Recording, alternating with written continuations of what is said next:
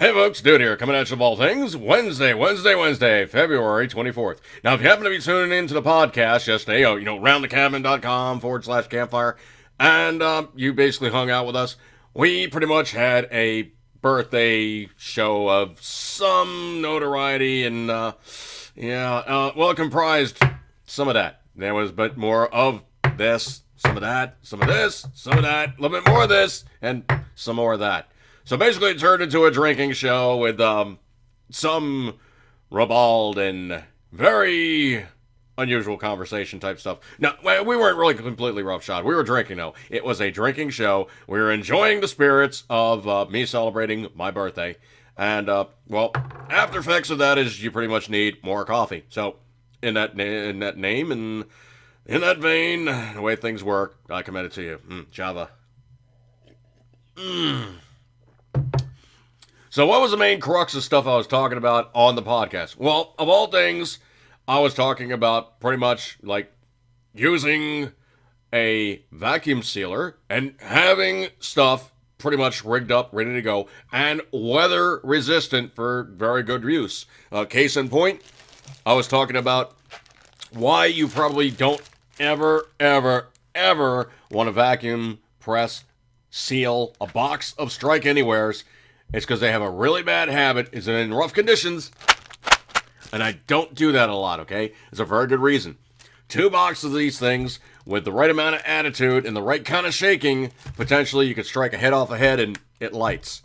Now, I know they transport these things, okay? I know there's a reason why they're very careful when they transport these things. It's because they do self-ignite. Strike Anywheres, you literally can strike one off the head of another one and light them, so you gotta be really careful in that regard. I was thinking, just in that case, probably not the best thing to seal these guys up and have them in a ready kit. So what did I do? I took a sidestep and I said, okay, fine. I need to have matches that I know for a fact are going to be safety sealed. So literally, I did a bag, sealed that bag, and then put another bag on the outside of that. And there's a reason why I do that.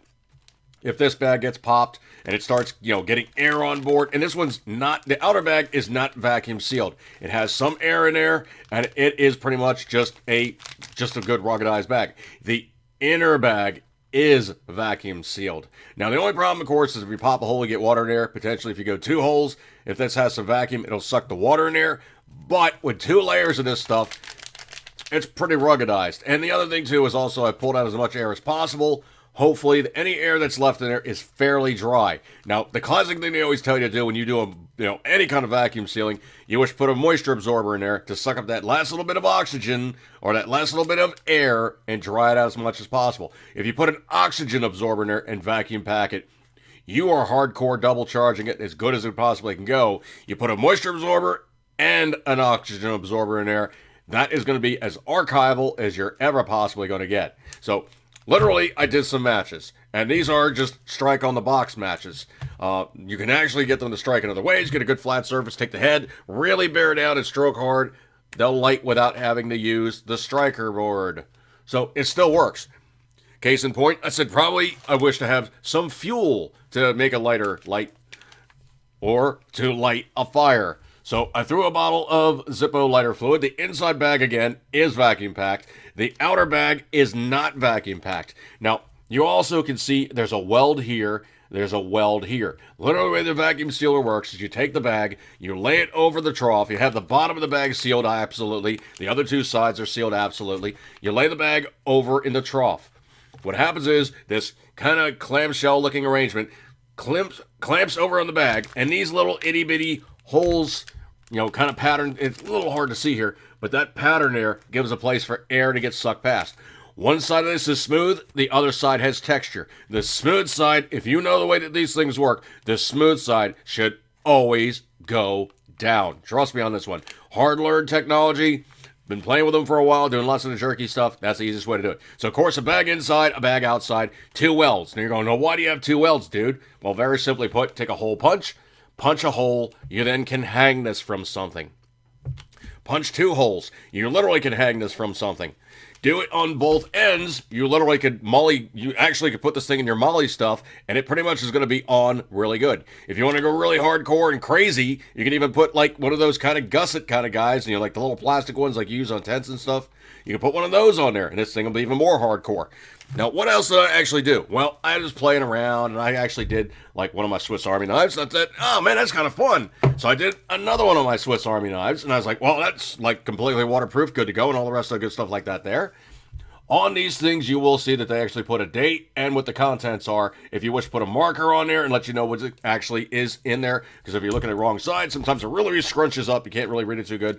Leave this patch that actually has what it is as an area that's on a very, very flat surface and won't get distorted, or you're going to have a hell of a time reading it. That EDC setup that I was playing around showing you guys, I bagged it up, but here's the problem. You can see it actually is not vacuum packed anymore. What happens is it actually was too tightly packed, and one corner of something actually poked the hole and let the air ingress and remove the vacuum. But literally, it's all in there. I mean, there's the knife, there's the mini lighter fluid style, Zippo kind of style lighter, of course, flint and lighter fluid, have the striker, and of course, the ferrocerium magnesium Harbor Freight unit. I have the 16 gig memory flash card in there. So all this stuff is in a pouch. Truthfully, if I wanted to really go hardcore and crazy, I actually could just put this bag in another bag, and it would be really, really ruggedized. So any of this stuff can actually get probably a little wet. Maybe not so much the flash guy, but most of this stuff can get wet, and it will not hurt it one bit. So that's also another way of looking at things. Case in point, I was also playing around. I decided, you know what? I'll do a pen, okay? So I did a Bic pen, a ballpoint pen, and everybody's going to be going, well, dude, how do you protect the pen? Well, that's very simple and very easy. I actually also vacuum packed the cap. I know, I'm playing around here, okay? A little bit, but also I'm kind of staying in practice by playing with these things. Case in point, probably you want to have some toothpicks. That's what I didn't vacuum pack because it's just such a small package. It's really a pain in the butt. But I did get welds in all four corners, so it is actually sealed. So it's not vacuum packed, but it is sealed. Probably a little overkill. If you want to go hardcore, you can actually do it to change. So you actually could have some phone food. If you're on the hills and you get yourself in a bad situation, find a place with a, well, of all things, a payphone, you can make a phone call. Just no way of looking at things, folks. But, the difference is between a Ziploc bag and one of these vacuum pack bags. This is so easily punched a hole into, it's ridiculous. These things are actually very, very tough for a plastic bag, especially when you go to multiple layers. They get very, very tough. You guys are probably thinking about food now, right? Yeah, I also vacuum pack some food, just to be on the safe side. Yep, that's right. I vacuum pack some Spig. That way I'm not going to go hungry. Good times. I'm going to break up on it, folks. Break up on this one. I'm going to break off on this one, folks, if I could try to talk today. Maybe memories of Mr. Jack Black is running around in my brain. Ooh. Nah, I wasn't that bad off. I was just having some fun. All right, I'm going to break up on this one, folks. Eat good, keep ring as always, you know it, you love it. Vacuum pack machines. You can find them at secondhand stores really cheap. The rolls of stuff are pretty much in Walmart. Just get it and play with it. The technology is pretty much not real rocket science. You do need to practice with it to figure out what will bag, what won't bag, and how to get it to seal. Just play with that stuff, you'll figure it out, okay? Get yourself a couple extra rolls just in case, because, well, the learning curve is not steep, but it's something that's very unique. You have to remember the two things that really screw you on these guys is wrinkles and not enough reaching over into the trough, and when you try to close it, it like pulls away from the trough. No vacuum, no sucky, no seal. Or if it does seal, it's not getting vacuumed. All right, folks, like I said before, eat good, keep 10 rings. Always, you know you love it. Vacuum pack goodness. See you guys. Good times.